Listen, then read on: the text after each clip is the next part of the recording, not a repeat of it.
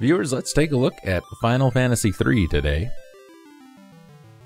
This one was kind of a pain to get some information from because either the sites have information for Final Fantasy VI, which is understandable because it was released as Final Fantasy III in the States, or they have a lot of information for the DS version.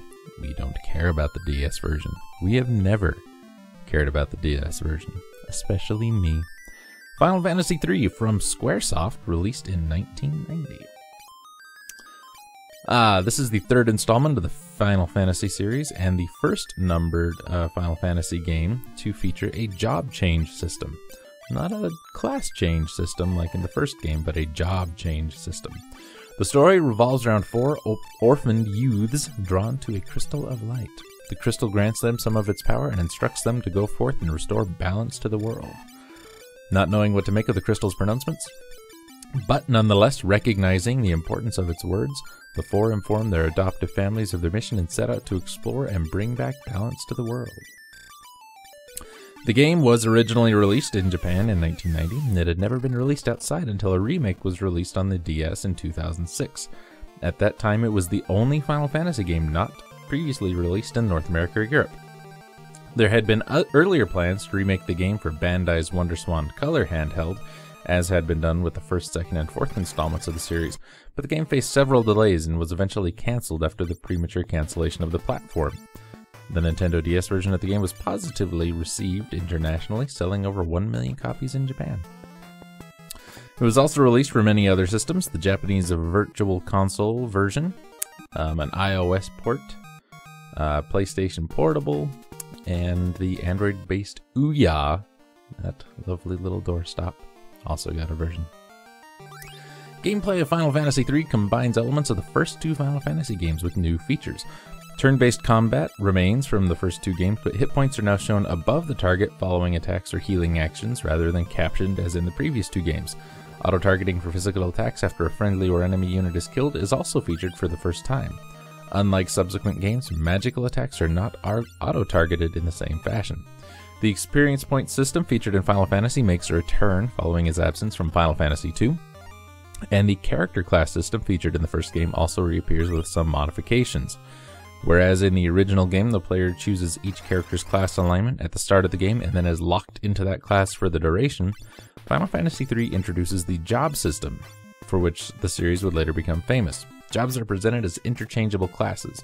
The Famicom version of the game, all four characters begin as Onion Knights, with a variety of additional jobs becoming available as the game progresses. Any playable character has access to every current job available and can change from job to job at will. Switching jobs consumes capacity points, which are awarded to the entire party following every battle, much like money or experience points. Different weapons, armor, and accessories and magic spells are utilized by each job, and a character's level of proficiency at a particular job increases the longer the character remains with that job. Higher job levels increase the battle statistics of the character and reduce the cost in capacity points to switch to that job. Final Fantasy III is also the first game in the series to feature special battle commands such as Steal or Jump, each of which is associated with a particular job. Steal, the thief ability, while Jump is a dragoon's forte. Certain jobs also feature innate non-battle abilities, such as the thief's ability to open passages that would otherwise require a special key item. Final Fantasy III is also the first game in the series to feature summoned creatures, which are called forth with the summon skill. 1,000 years before the events of the game, on a floating continent hovering high above the surface of an unnamed planet, a technologically advanced civilization sought to harness the power of the four elemental crystals of light. They did not realize that they could not control such fundamental forces of nature, however. This power of light would have consumed the world itself had the light crystals not had their natural counterparts, the four dark element crystals.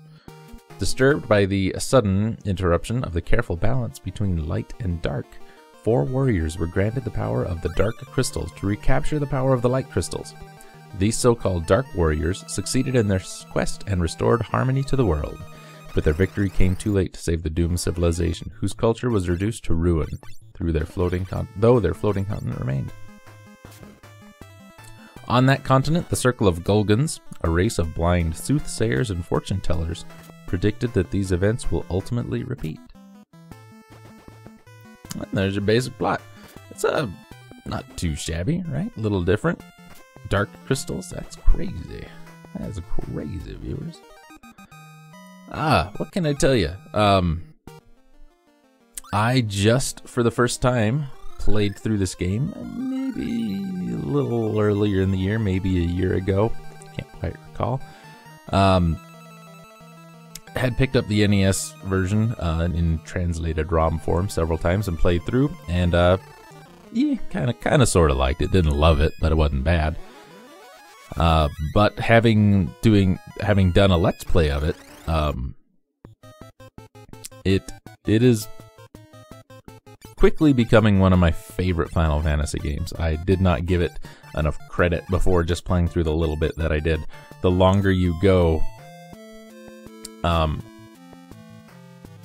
more interesting it gets, the more there is to do.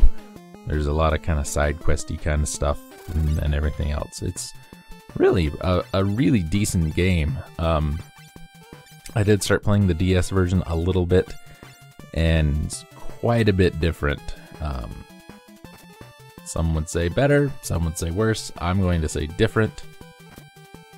Mostly because I haven't played a whole lot of it, because I don't like how it's working right now. And maybe it's just me being against remakes and all that other stuff, but it's just not feeling it. You got me? This one, however, the 8-bit version, I would pick up and play through again pretty much any time. It's a lot of fun.